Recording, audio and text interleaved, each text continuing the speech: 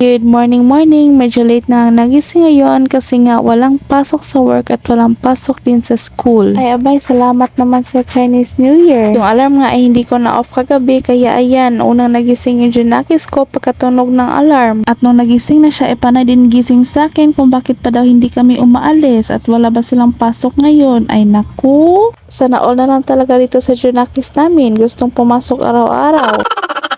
Ayan, chinecheck ko siya sa loob kung ano ginagawa niya kasi nga yung papa niya ay natutulog pa at ayan, nagkalat na nga. Nahayaan ko na lang muna matulog ang Diyosawa dyan kasi nga madaling araw na yan nakauwi. At pareho din kami na aming anak na walang pasok kaya ayan, medyo mataas-taas pa ang kanyang time sa pagtulog kasi nga wala siyang iintindihin na ihahatid ngayon. At 11 AM pa naman ang kanyang shift kaya ayan, 9 AM ko na siyang gigisingin. Pagkatapos ko nga manglaba dyan ay ito naman pang almusal namin ang ipiprepare ko. Kagabi ko pa nga yan nabili at ayan mukhang hindi na fresh itong malunggay at ng alugbati pero goods pa din yan kasi nga lulutuin ko pa din yan kahit ganyan na yung itsura niya. Sayang naman yan kung hindi natin yan lulutuin pero una ko muna niluto itong chorizo. Pinakuluan ko lang yan muna bago ko dyan isinalin sa may bowl para balatan.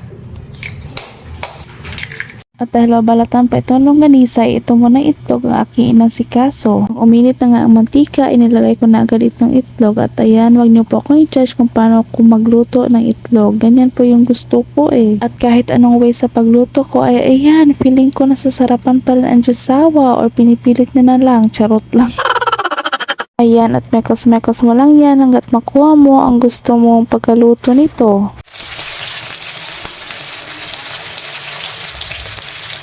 Nung okay na at nang luto na ay hinango ko na agad dito sa may lagayan para naman masunod ko sa pagluto ang laswa. At ayan na, perfect combo po para sa ating almusal. Sa laswa nga ay nagsalang lang ako ng tubig na may konting asin. Madali lang naman itong lutuin kasi nga konti lang naman ito. Mga 3 minutes lang ata ito tapos ayan, we're done. Ayan at ready to serve na ang aming breakfast at hanggang dito na lang. Bye bye!